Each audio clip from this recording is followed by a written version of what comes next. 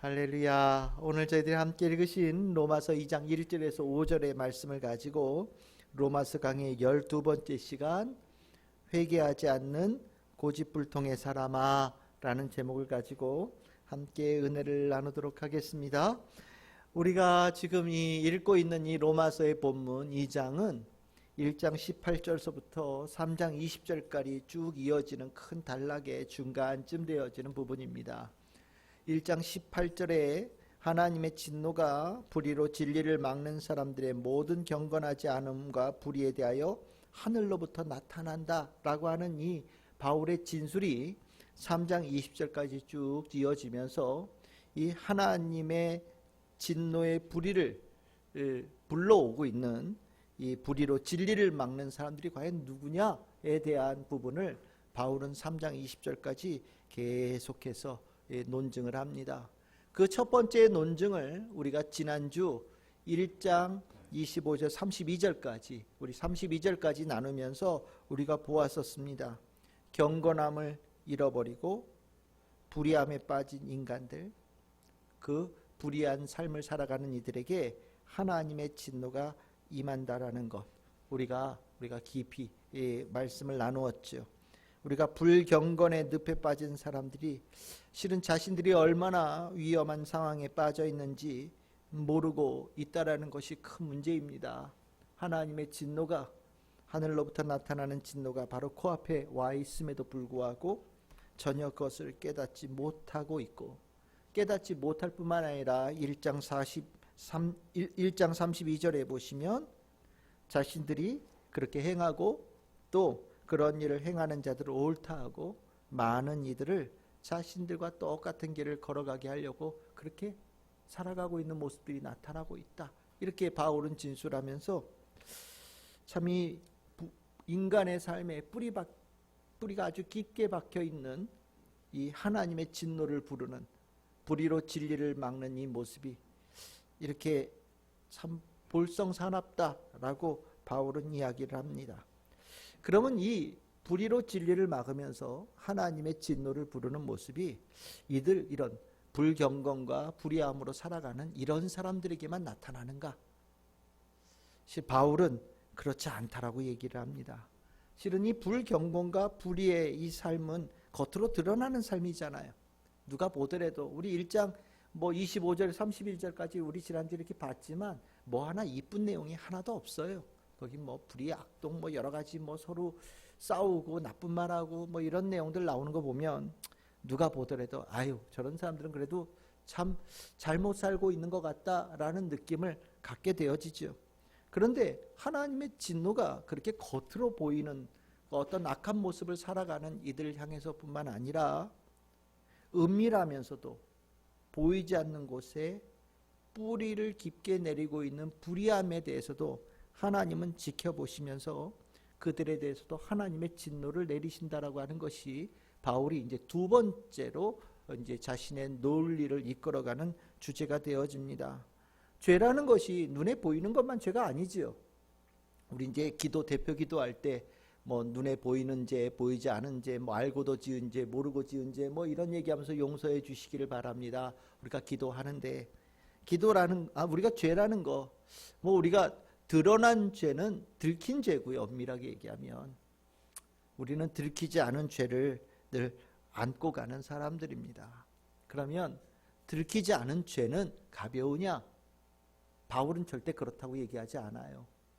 그 죄도 들키지 않았을 뿐이지, 사람들의 눈에 들키지 않았을 뿐이지, 하나님께서는 그 죄까지도 다 보시면서 동일한 죄로 생각하신다라고 얘기를 하고 있고, 그 숨겨진 죄 또한 하나님의 진노의 심판의 대상이라고 이야기를 합니다.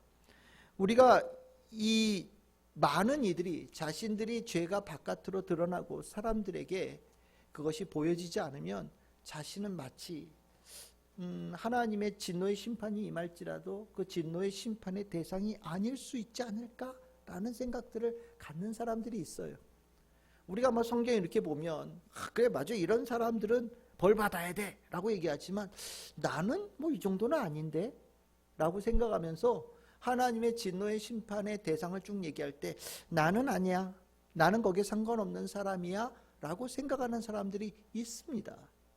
아마 1장 25절에서 32절까지 쭉 바울이 하는 이야기를 누군가 들었을 때 아마 속으로 그래, 나는 저런 사람들 정도는 아니니까 아유, 나하고는 상관없는 얘기네 라고 생각하는 사람들이 있을 수 있어요.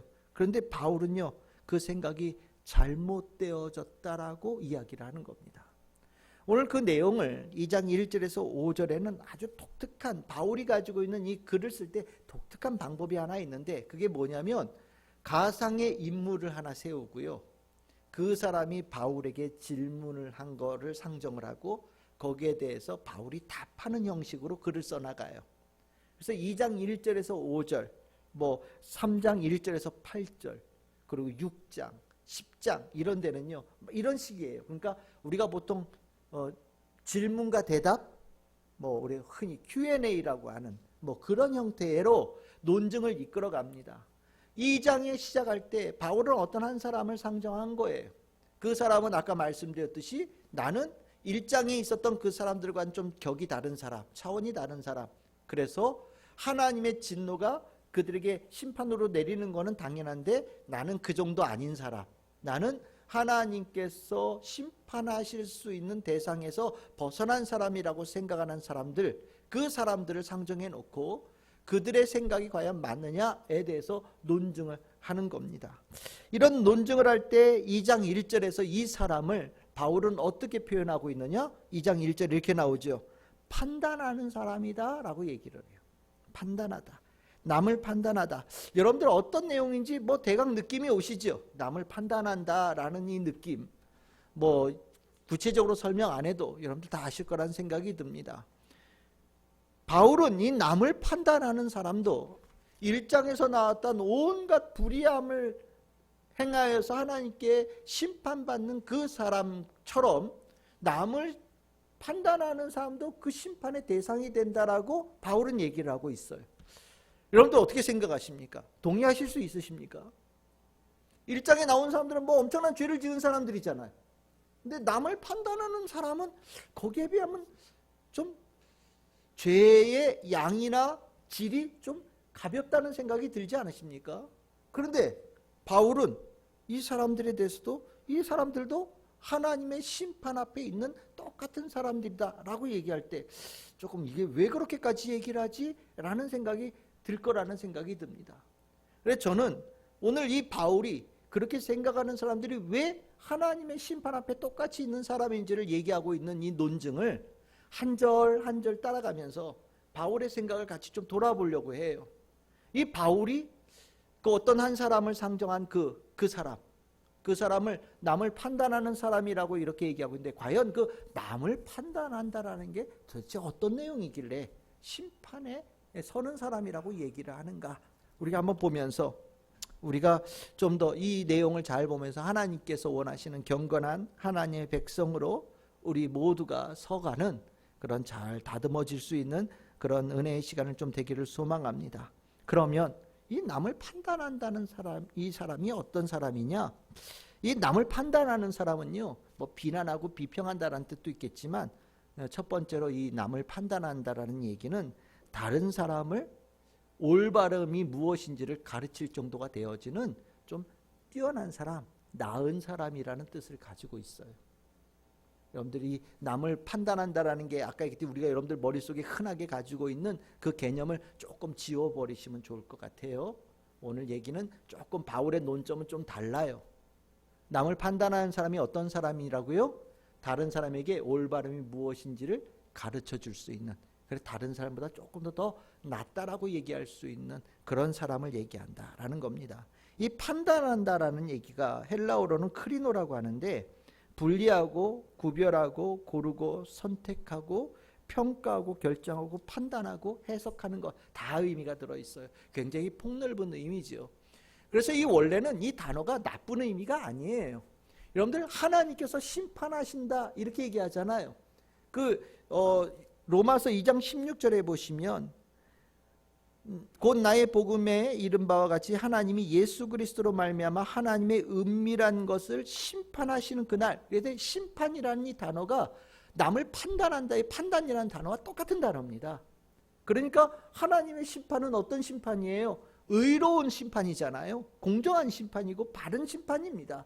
무엇이 옳은지 무엇이 그른지 명백하게 밝히는 것이 하나님의 심판이니까 이 판단이라는 그 단어 자체는 나쁜 단어가 아니에요. 그런데 이 판단이라는 단어 자체가 부정적으로 사용되어질 때가 있어요. 그 부정적으로 사용되어질 때는 언제냐면 무엇이 옳고 그른지에 대한 판단의 주체가 인간이 되어지게 되어질 때 그 판단이라고 하는 단어가 부정적으로 사용되어지고요.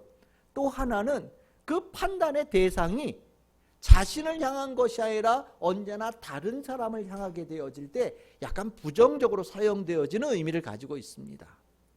그러니까 오늘 2장 1절에 보시면 바울은 이렇게 얘기하잖아요. 그 사람에 대해서 얘기할 때 판단하는 사람아 이렇게 얘기하지 않아요. 뭐라고 얘기합니까?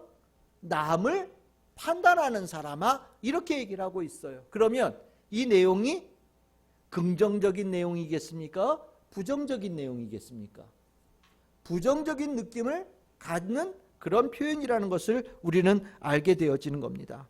남을 판단한다라는 거, 판단한다는 것이 아까 여러분들 머릿속에 있는 흔한 그런 개념이 좀 지우라고 말씀을 드렸으니까 이 판단한다라는 것은요 남의 얘기하는 차원의 얘기가 아니에요. 무엇이 옳은지를 전하고 가르치고 또 누군가가 앞에 있을 때 당신이 올바른지 아니면 그른지를 이렇게 판결해 주는 것, 이것이 남을 판단하는 그런 사람이에요. 이런 사람들은 우리가 잘 보시면 1장에 나왔던 그 불의한 사람들이 아마 이 남을 판단하는 사람 앞에 서 있을 거예요. 그렇죠? 그리고 나서 당신은 이런 죄를 지었으니까 뭐 벌금 얼마 아니면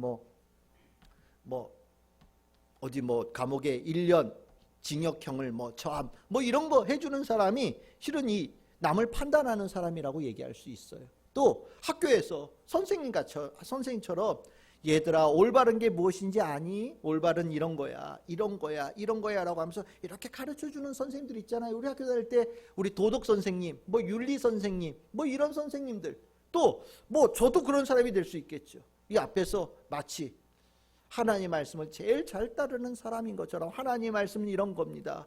하나님의 음성을 듣기 위해서는 이렇게 해야 되는 겁니다. 하나님께서 기뻐하시는 삶을 살아야 됩니다 라고 이렇게 막 전하는 사람, 이런 사람이 실은 이 남을 판단하는 사람이라고 얘기를 할 수 있습니다. 이 사람들은 이렇게 보면 이런 사람들은 심판의 대상이라기보다는 오히려 누군가에게 판정을 내리는 사람, 심판을 내리는 역할이 훨씬 더 가깝고 또 다른 사람, 그냥 보통 불의함으로 살아가는 사람보다는 조금 도덕적으로 좀 더 우월하고 다른 사람들에게 존경도 받고 좀 더 우월감을 가지고 살아가는 사람이라고 생각할 수도 있을 거라는 생각이 듭니다. 이런 사람들이 대체적으로 어떤 생각이 들겠어요? 자기 자신에 대한 강한 자부심이 있겠죠. 나는 바르게 살고 있는 사람이야. 나는 다른 사람보다 훨 나은 사람이야. 또 나는 무결한 삶을 살기 위해서 참 노력하는 사람이야 라고 자신에 대해서 아주 강한 확신을 가지고 있는 사람일 거예요. 만약에 이런 사람에게 당신도 잘못되어진 죄인입니다, 당신도 하나님의 심판의 대상입니다 이렇게 얘기하면 아마 성질을 아주 버럭 내면서 어디 건방지게 나한테 그런 얘기하냐고 아마 화를 낼 수도 있다는 생각이 듭니다. 증거 대보라는 둥, 너는 나보다 낫냐는 둥, 이런 얘기하면서 더 낫다라는 것을 어쨌든 강력하게 변호하는 사람이 아마 이런 류의 사람이라고 생각이 들어요.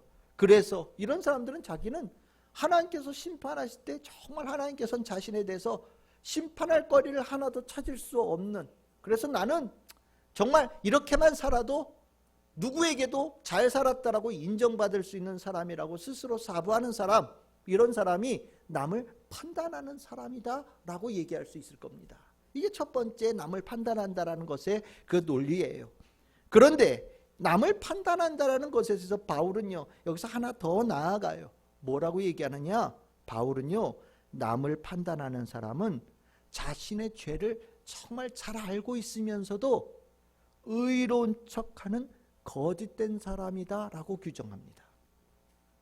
남을 판단한다라는 이 의미 안에는 뭐가 있느냐? 자기가 잘못되어 있는지 알아요. 자기 죄가 뭔지를 알아요. 그런데 겉으로 드러나지 않았으니까 자기 의로운 척하면서 자기는 아무 문제 없는 사람인 것처럼 살아가는 사람이 남을 판단하는 사람이다라고, 그런 사람을 남을 판단하는 사람이라고 표현하고 있다라는 겁니다.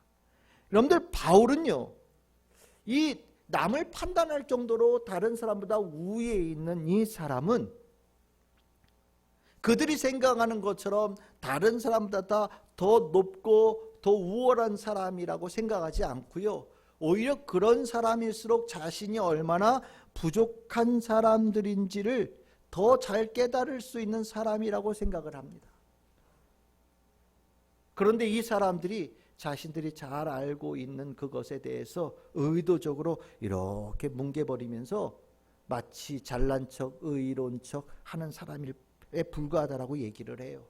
그래서 이것을 바울이 콕 집어서 표현하기 위해서 쓴 표현이 무엇이냐?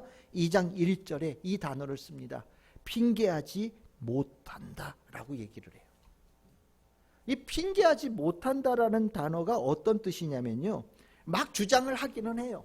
뭔가를 막 주장하긴 하는데, 법정에서도 자기가 막 뭐 저는 죄가 없고 뭐 어쩌고 저쩌고 다 주장하는데, 그냥 한마디도 이렇게 통하지 않고 그냥 무시되는 말이 있잖아요.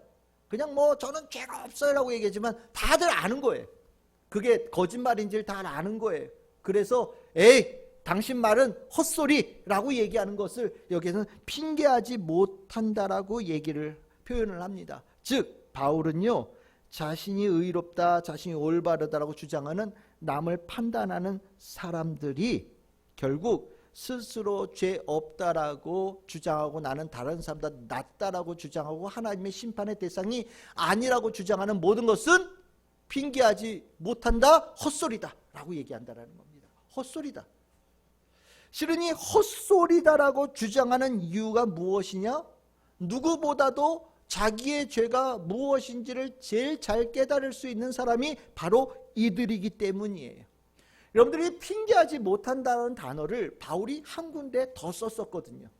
그게 어디냐면 로마서 1장 20절이에요. 로마서 1장 20절에 이 표현을 쓸 때 이 표현이 어떤 거냐면 이런 거잖아요. 불경건한 사람이 있어요. 경건하지 않은 사람들이 있어요.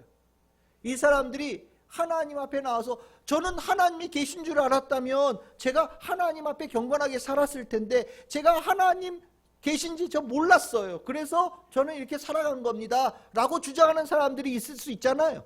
그때 바울이 얘기한 걸 뭐라고 그럽니까? 모든 만물 안에 하나님께서 자신을 나타내셨다라는 거예요. 사람들이 우리가 살아가는 이 환경의 모든 것에서 하나님을 느낄 수 있도록, 하나님을 만날 수 있도록 하나님께 자기를 보이셨다라는 겁니다. 그러니까 하나님 저는 만난 적이 없어요, 하나님을 저는 몰라요 라고 하는 얘기는 무슨 소리다? 헛소리다. 헛소리다. 헛소리다. 눈 뜨고 다니고 코 열고 다니고 귀 열고 다니고 뭔가를 만지고 오늘 내 입에 뭐가 들어가고 누군가를 만나면 모든 것에서 하나님을 만날 수밖에 없는 것이 피조물인 인간이다. 하나님을 모른다라고 하는 것은 헛소리다 라고 얘기할 때 쓰는데, 이 표현을 오늘 똑같이 이렇게 얘기하는 거예요. 남에게 올바름이 무엇인지 진리가 무엇인지를 가르치는 너희들이 스스로 죄 없다라고 얘기하는 그것은 말도 안 되는 헛소리다 라고 얘기한다라는 거예요. 그렇죠? 이건 맞는 얘기입니다. 여러분들 몰라서 죄를 짓는 경우 있잖아요. 몰라서 죄를 짓는 경우 있어요. 여러분들 우리 옛날 얘기해서 지금도 모르겠지만 자녀를 낳으면요 출생신고해야 되잖아요. 출생신고할 때 기간이 있어요. 기간 안에 가서 해야 돼요. 그런데 그 부모의 학력에 따라서 벌금이 다르다라고 제가 알고 있어요. 알만한 사람이 안 했다라는 거예요. 그래서 배운 사람이 안 했으니까 당신은 벌금. 예? 그런데 정말 뭐 옛날 얘기죠. 뭐 글씨도 모르고 배우지도 못하고 그런 법이 있는지도 몰라서 법을 어긴 사람에 대해서는 감면해주는 뭐 그런 게 있었던 겁니다. 여러분들 법에 대해서 제일 잘 아는 사람들이 누굽니까? 법률가죠. 그런데 법률가들이 참 신기하게도 법을 잘 지키는데 그 법의 지식을 사용하면 얼마나 좋아요. 법률가들이요, 법 빠져나가는 데는 1등이에요. 법 안 지키는데 1등이에요. 경제 전문가? 다른 사람들 경제를 잘 이끌어오고 많은 사람들에게 넉넉하게 만들어주는데 그 지식을 사용하면 정말 좋은 일이죠. 그런데 여러분들, 사기꾼들이요, 경제 전문가들이 엄청나게 많아요. 무슨 소리예요? 자신이 이걸 잘못하고 있는지 잘하고 있는 건지 이들이 모를까요? 제일 잘 알아요. 제일 잘 압니다. 올바름에 대해서 가르치는 사람이 올바름이 무엇인지를 제일 잘 알기에 내가 살아가는 과정에서 있는 모든 일들 가운데 흠이 있는 것이 무엇인지 죄가 무엇인지를 너무나도 제일 잘 아는 사람이 당연히 그 사람이 되는 게 분명하지요. 그런데 바울은 이런 사람들이 자신은 죄 없어요. 나는 깨끗해요. 나는 다른 사람보다 우월해요. 나는 다른 사람들이 심판받을 때 나는 심판받는 사람이 아니에요 라고 얘기하는 이것은 자신이 안에 있는 죄가 무엇인지를 너무나도 잘 알고 있으면서도 모르는 척, 아닌 척, 덮는 아주 가증스러운 자다라고 얘기하고 있는 겁니다. 그래서 이 바울이 남을 판단하는 사람이라고 얘기를 할 때에는 실은 여기에는 의로운 척하는 거짓말하는 사람이라고 하는 의미가 들어있는 거예요. 그러면 여기 하나 더 나아갑시다.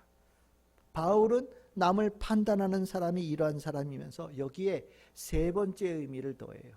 남을 판단하는 사람은 무엇을 얘기하느냐? 경건하지 않은 사람이다 라고 얘기를 합니다. 여러분들, 내가 죄가 있다는 것 누구보다도 너무나도 잘 알고 있는 이 다른 사람보다 우월한 올바름을 가르치는 사람이 어떻게 자기는 아닌 척, 의로운 척, 올바른 척 하는 그런 모습을 가지고 있을까요? 어떻게 그럴 수 있을까? 여러분들 궁금하지 않습니까? 잘못이 없는 사람들은 아무도 없어요. 그런데 이 사람들은 마치 잘못이 하나도 없는 사람인 것처럼 굴어요.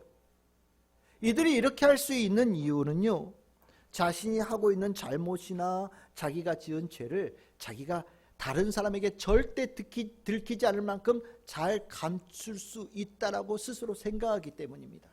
그리고 자신이 감춰놓은 그 죄를 누구도 드러낼 수 없다라고 확신하기 때문이에요. 실은 우리가 잘못을 가지고 있지만 실은 사람들이 생각해, 요즘에 그런 사람들, 많은 사람들이 그렇게 얘기하죠. 들키지만 않으면 돼. 여러분들 교통신호 우리 뭐 어기고 막 갈 때 있잖아요. 그럼 뭐라고 얘기합니까? 경찰한테 걸리지만 않으면 돼 라고 얘기를 합니다. 마치 그런 것처럼 죄도 걸리지만 않으면 무죄야 라는 생각을 하는 경우들이 있거든요. 그러니까 이 똑똑함을 가지고, 잘하는 것을 가지고 아주 포장을 하는 거예요. 만약에 들키면 어떡할까요? 그 말 있잖아요. 자기가 알고 있는 지식을 가지고 잘못되어진 것을 마치 잘한 것으로 확 바꿔버리기도 합니다. 참 이 법률가들 무서워요. 저는 그래서 실은 개인적으로 법률가 썩 좋아하지 않아요. 참 그들의 가지고 있는 그 궤변과 요설은 우리들로 하여금 옳고 그름에 대해서 혼동을 일으키게 만들거든요. 그런데 이 남을 판단하는 사람도 똑같은 거예요. 너무 똑똑하니까, 너무 잘 알고 있으니까 그것을 바꾸어 버리는 겁니다. 이렇게 생각하는 이 사람들, 근데 이 사람들이 모르고 있는 게 있어요. 그게 뭐냐? 자신이 아무리 잘 감춰놨을지라도, 그래서 자신들이 사람들 앞에서는 의로운 척하는 사람이 될지 몰라도 하나님 앞에서는 통하지 않는다라는 거죠. 하나님 앞에서는 절대 통하지 않는다라는 것을 이 사람들이 간과한 거예요. 하나님을 좀 말랑말랑하게 보고 우습게 본 겁니다. 내가 이게 감춰놔서 아무도 모르는 것처럼 내가 잘 감춰놓은 것에 대해서 하나님도 모르시겠지라는 생각을 갖기 때문에 자기가 죄가 있는다는 걸 깨달음에도 불구하고 사람들 앞에서 또 누군가 앞에서 나는 죄 없는 사람이에요 라고 얘기하는 이 모습을 갖게 된다는 겁니다. 바울은요, 그래서 너희들의 그 생각이 잘못되어진 거야 라고 얘기하면서 너희들이 하나님 앞에 섰을 때 정말 의로운 척 할 수 있을까? 한번 잘 생각해 봐야 돼 라고 얘기를 합니다. 그것을 로마서 2장 2절에서 3절에 이렇게 얘기를 하죠. 이런 일을 행하는 자에게 하나님의 심판이 진리대로 되는 줄 우리가 아노라. 하나님의 심판이 진리대로 된다. 이 진리대로 된다는 게 무슨 뜻일까요? 이 진리대로 된다는 건요, 모든 것이 명명백백하게 밝혀진다는 걸 얘기하는 겁니다. 우리 그런 이렇게 수사 이런 거 할 때 경찰이나 검찰 이렇게 나와서 이렇게 이 사건에 대해서 얘기할 때 이런 얘기하죠. 사건의 전모가 드러났습니다. 이런 얘기 하잖아요. 죄를 지은 사람은 막 감춰놨거든요. 근데 검찰이나 경찰은 그 감춰놓은 것을 이렇게 다 드러내서 처음부터 끝까지 이렇게 일이 어떻게 진행되어져서 여기까지 왔는지를 다 드러내는 거예요. 이게 경찰이나 검찰이 하는 일인데, 그 일이 어디에서 이루어지느냐? 하나님 앞에서 이루어진다라는 거예요.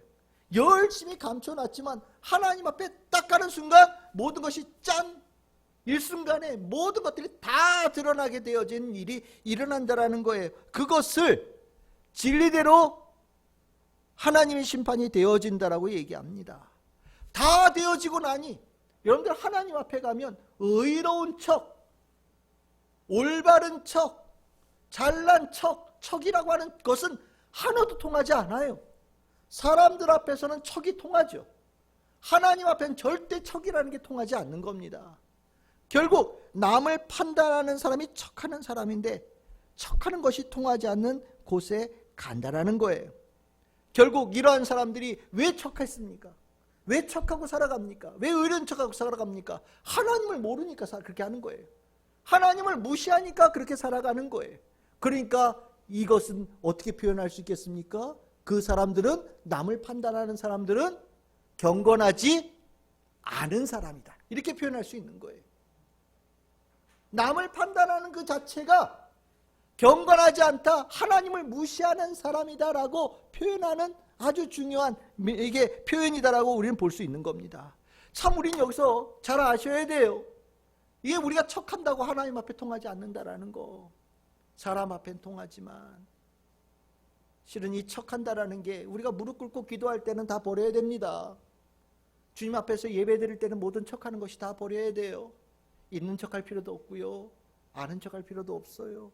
남보다 더 뛰어난 척할 필요도 없습니다. 우린 이 자리에 있을 땐 다 똑같은 사람들이에요. 주님의 은혜로 있는 사람들이고요.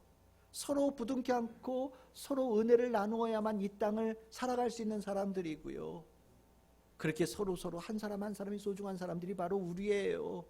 그래서 잘난 척할 필요가 없는 거죠. 근데 남을 판단하는 사람은 척하는 사람들, 경건하지 않은 사람이에요. 그러면 여기서 하나 더 나아갑니다. 그럼 남을 판단하는 사람은 또 어떤 사람이냐?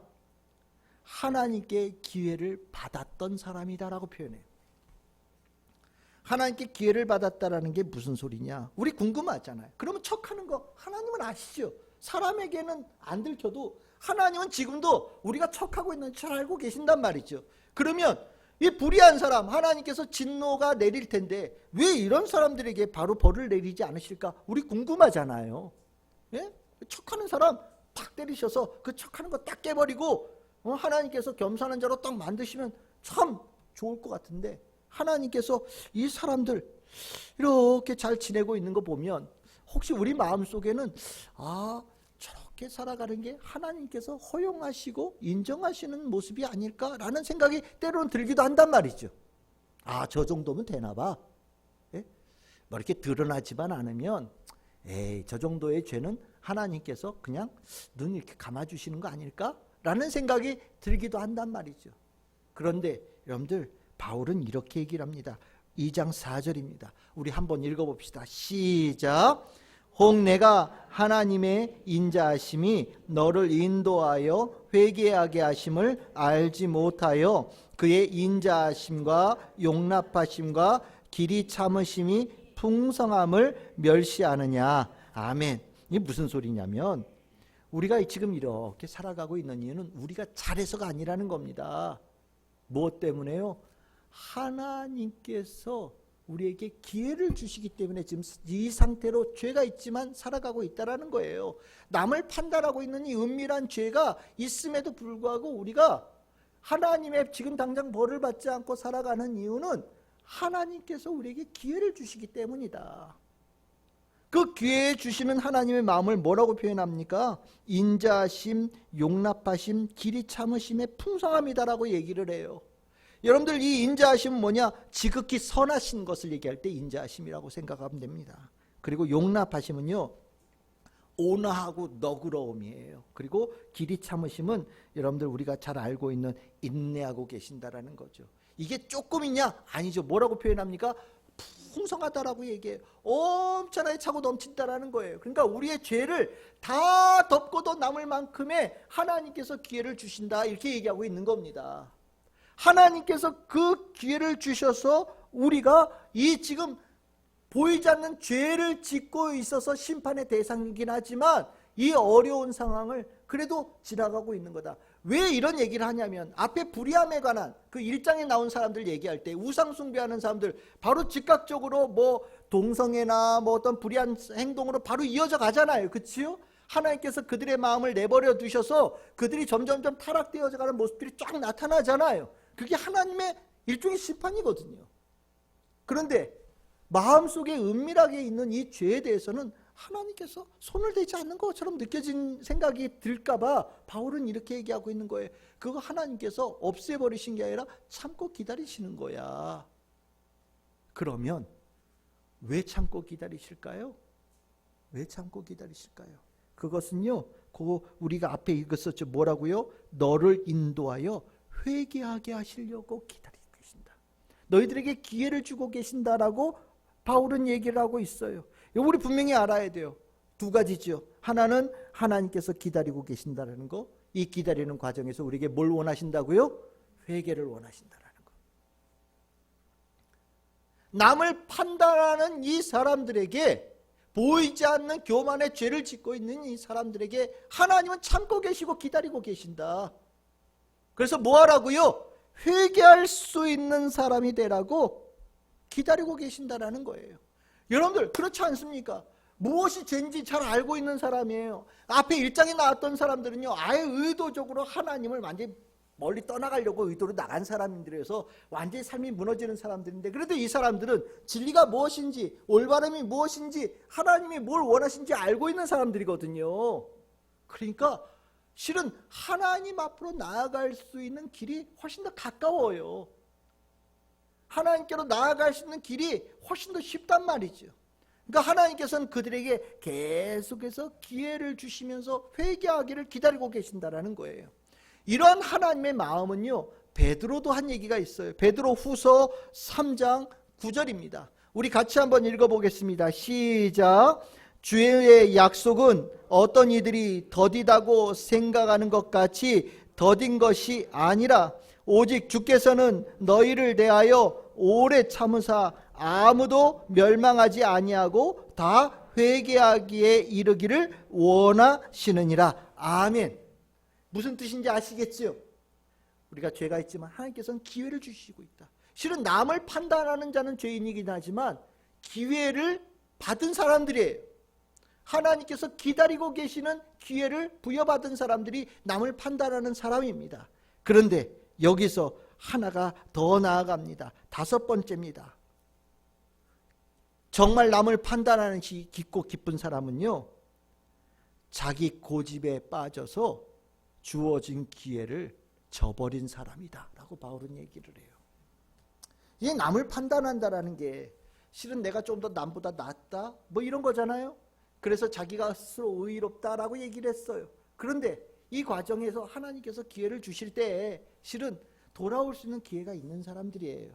그런데 정말 이 남을 판단하는 사람은 그 기회까지도 완전히 내버려서, 하나님께서 주신 기회를 내버려서 정말 하나님의 진노의 심판을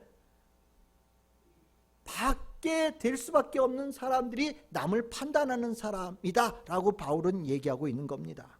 하나님께서 얼마까지 기다리실까? 그건 우리가 알 수 없지요. 하나님의 기다리는 시간은 하나님께서 정하신 시간이기 때문에 하나님만 알고 계시는 겁니다. 하지만 하나님은 풍성하게 우리에게 오래 참으신다라고 말씀하셨으니까 아마 우리에게 마지막 순간까지 하나님께서 우리에게 기회를 주실 거라는 생각이 들어요. 만약에 우리의 마음속에 하나님의 마음을 가지고 있다면, 하나님의 뜻이 무엇인지를 우리 마음속에 지식으로라도 가지고 있다면, 우리가 이 땅에 살아가는 마지막 날까지 하나님께서 기회를 주시고 주님 앞에 나와서 회개할 수 있도록 기다리실 거라고 저는 기대하고 있고 또 소망합니다. 그런데 남을 판단하는 사람의 이 죄가 실은 쉬운 죄가 아니라는 것이, 하나님께 주신 이 기회를 놓쳐요. 이 남을 판단하는 사람, 이 골든타임을 놓쳐버려서 실은 하나님 앞에서 죄인으로 규정될 수밖에 없는 길로 나아간다. 그것을 바울은 2장 5절에서 이렇게 얘기합니다. 다만 내 고집과 회개하지 않는 마음을 따라 진노의 날 곧 하나님의 의로우신 심판이 나타나는 그날에 임할 진노를 내게 쌓는도다. 아멘. 주님께서 주신 기회를 내버리고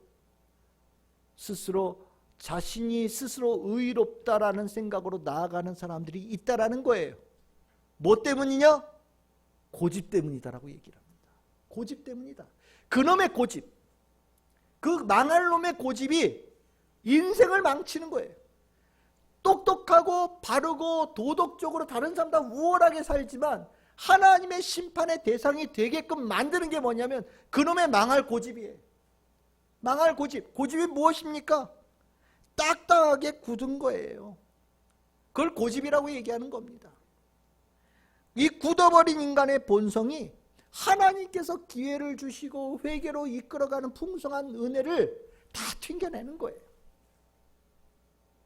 하나님께 주신 은혜를 있는 그대로 이렇게 마음에 받아들이면 될 텐데 딱딱해서 거북이 등껍질 같아가지고 하나도 없어가지 못하고 다 바깥으로 다 튕겨내버리는 거예요. 인간의 고집이 하나님의 은혜를 막는 장애물이 되어지는 겁니다. 그래서 이 고집이 어떤 성격을 가지고 있느냐 하는 것은 이 고집이라는 단어를 다른 데서 사용한 데서 볼 수 있어요. 그게 뭐냐면 신명기 9장 27절에 보시면 이렇게 얘기합니다. 이 백성의 완악함이라고 얘기합니다. 여러분들 이 모세가 이스라엘 백성들 가나안 땅에 데리고 들어가면서 정말 광야에서 40년 지내면서 얼마나 많은 말썽을 거듭해서 이 이스라엘 백성들이 행했습니까? 용서해 줬는데 또 죄짓고 또 죄짓고 또 죄짓고 또 죄짓고 또 죄짓고 하잖아요. 그렇지요? 날마다 만나로 먹이시고 날마다 메추라기로 먹이시고 날마다 하나님께서 생수를 보내 그들에게 마시게 하시고 가는 길을 열어주시고 그들에게 의복을 해하지 않게 하시고 신발도 닳게 하지 않으시면서 주님의 품으로 그들을 끌고 오시는 은총을 주셨음에도 불구하고 이스라엘 백성들은 광야에서 지낸 동안 완악해졌단 말이죠. 주님의 은혜를 하나도 받아들이지를 못했어요. 그래서 어떻게 됐습니까? 광야에서 첫 번째 출애굽했던 세대들이 광야에서 다 끝나버렸죠. 이게 완악함이에요. 고집이 그런 거예요. 고집 간단한 문제가 아니에요. 그러면 또 고집이 뭐라고 표현하느냐? 사무엘하 22장 6절입니다. 스올의 줄이 나를 두르고 사망의 올무가 내게 이르렀도다. 여기에 뭐가 고집이라는 단어냐? 여러분들 이 올무라는 단어 있죠? 이 올무라는 단어가 고집이라는 단어하고 똑같은 단어예요. 올무가 뭐예요? 덫이죠. 덫. 이 올무는 내가 힘을 쓸수록 더 깊이 살을 파고 들어가는 날카로우면서 고통을 주는 겁니다. 결국 덫에 한번 딱 갇히면 그 덫에 발목이 묶여서 죽을 때까지 그 자리에서 말라 죽는 거예요. 고집이 인간을 그렇게 만든다는 겁니다. 하나님께 주신 은혜가 있는데 남을 판단하는 사람은 이 고집불통인 사람이에요. 그래서 이 고집불통이 결국 자기를 온 삶을 딱딱하게 굳게 만들어서 자기 스스로 자기를 목매달고 자기 스스로 덫에 갇혀서 날마다 고통스러워하며 하나님에게 하나님 앞에서 나는 의로운 사람이라고 고개를 빳빳하게 들고 하나님께서 나를 심판할 수 없어요 라고 얘기하는 교만한 자가 되게 만드는 그런 모습이라고 얘기한다라는 겁니다. 결국 이렇게까지 가니 남을 판단하는 사람은 여러분들 이렇게 동의하실 수 있겠습니까? 불의로 진리를 막는 사람이다. 불의로 진리를 막는 사람이 불경건과 불의함으로 생활을 빠져나가는 사람들도 그렇지만 이 남을 판단하는 사람도 하나님께서 주시는 은혜를 딱딱한 고집을 가지고 나 잘났어요 라고 버티는 사람이고 하나님께 주신 진리의 말씀으로 회개하지 않는 사람이니 이 사람 또한 자기의 고집이 곧 불의함이 되어지고 이 불의함으로 주님께 주시는 생명과 구원의 복음을 내버리는 하나님의 진리를 막는 자의 모습과 마찬가지다 라는 생각이 여러분들은 분명히 드실 거라는 생각이 들어요. 그리고 나면 우리는 동의됩니다. 보이지 않는 죄를 가지고 있는 남을 판단하는 사람, 자기는 의롭다라고 생각하는 그 사람도 결국 하나님의 진노의 심판의 대상에서 벗어날 수 없다 라는 이 바울의 논리를 여러분들도 이해하실 수 있다는 저는 생각이 듭니다. 이러고 나면 여러분들 이제 예수님께서 하신 말씀이 이해가 좀 되어져요. 남을 판단하고 비난하는 것에 대해서 얘기를 예수님께서 몇 번 하셨거든요. 마태복음 7장 1절에서 2절입니다. 우리 같이 한번 읽어봅시다. 시작. 비판을 받지 아니하려거든 비판하지 말라. 너희가 비판하는 그 비판으로 너희가 비판을 받을 것이요 너희가 헤아리는 그 헤아림으로 너희가 헤아림을 받을 것이니라. 아멘. 또 하나 봅시다. 누가복음 6장 41절 42절입니다. 같이 읽겠습니다. 시작. 어찌하여 형제의 눈 속에 있는 티는 보고 내 눈 속에 있는 들보는 깨닫지 못하느냐. 너는 내 눈 속에 있는 들보를 보지 못하면서 어찌하여 형제에게 말하기를 형제여 나로 내 눈 속에 있는 티를 빼게 하라 할 수 있느냐. 외식하는 자여 먼저 내 눈 속에서 들보를 빼라. 그 후에야 내가 밝히 보고 형제 눈 속에 있는 티를 빼리라. 아멘. 이게 이 말이 무슨 말씀인지 아시겠죠? 단순하게 남 얘기하는 사람이 아니에요. 자기 눈 안에 있는 들보를 보지 못하고 남의 눈에 있는 티를 얘기하는 사람, 그리고 나를 비난하는 사람은요 실은 자기 고집 속에 똘똘 뭉쳐서 자기 의롭다고 주장하는 사람의 이야기입니다. 그리고 이러한 사람은 자신은 의롭다라고 얘기하지만 똑같이 하나님께서 너에게도 죄 있다라고 하나님께서 말씀하실 거다. 너는 하나님 앞에 가면 네 눈 안에 있는 들보가 드러날 것이고 네가 숨겨놓은 죄가 다 드러나게 될 것이다. 너는 그럼에도 불구하고 너 자신이 의롭다라는 생각을 버리지 못하는 외식하는 자다라고 얘기하고 있는 거예요. 우리가 이 예수의 말씀을 이 로마서 2장 1절에서 5절의 바울의 남을 판단하는 사람이라고 하는 단어 속에서 이제 우리는 이해할 수 있게 되어집니다. 우리는 나름대로 다 고집이 있어요. 고집 없는 사람은 아무도 없습니다. 그런데 이제 오늘 말씀을 읽고 나니 이 고집이라는 단어가 이제 좀 다르게 느껴지지 않으십니까? 아, 이 고집, 사람에게 있는 이 고집이 악함의, 우리 안에 있는 또 하나의 악함의 근원이구나 라는 생각을 갖게 되어집니다. 그리고 이 고집이 정말 하나님의 진노의 심판을 피할 수 없는 남을 판단하는 사람을 만든다는 것을 우리는 알게 됩니다. 여러분들 구원받은 사람들은 어떻게 살까요? 고집대로 살지 않아요. 우리는 무엇으로 삽니까? 믿음으로 살아요. 우리는 내 고집으로 살지 않습니다. 무엇으로 삽니까? 하나님 말씀에 순종하며 삽니다. 결국 고집을 가지고 있다라고 하는 것은 내가 아직 하나님의 온전한 사람으로 서지 못했다라는 증거예요. 주님께서는요 우리에게 내 고집을 내다 버리고 그 쓸데없는 고집 내다 버리고 하나님 말씀을 따라 순종하며 믿음으로 살아가는 사람이 되어야 된다고 우리에게 끊임없이 말씀하셔요. 여러분들 기억하시지요? 사무엘이 사울왕 앞에 가서 얼마나 하나님 앞에 말씀에 순종하는 것이 중요한가를 가르칠 때 사무엘상 15장 22절에서 23절에 얘기합니다. 하나님께서는 하나님의 목소리를 청종하시는 것을 좋아하십니다. 순종이 제사보다 낫습니다 라고 사무엘이 사울왕한테 얘기를 해요. 이게 곧 남을 판단하는 자에서 벗어나서 하나님께서 기뻐하시는 회개하는 자, 하나님 말씀을 따르는 자, 그의 말씀에 순종하는 자가 되라고 하는 귀한 권면입니다. 우리 참 즐거운 게 성도 여러분, 우리 고집 대신에 순종으로 살아가기를 소망합니다. 그것은 구원받은 자의 가장 합당한 모습이고 진정한 성도의 마땅한 모습입니다. 혹시 내 안에 남아있는 쓸모없는 고집이 있다면 오늘 이 말씀을 통하여서 그것이 얼마나 악한 것인지를 깨닫고 다 버립시다. 내 고집대로 살아가며 하나님의 진노를 날마다 쌓아가는 어리석은 삶을 다 내버리고 주의 말씀에 순종함으로 주님의 은총이 쌓여지는 축복의 삶, 우리 참 즐거운 게 성도들의 삶이 되시기를 주님의 이름으로 축복합니다.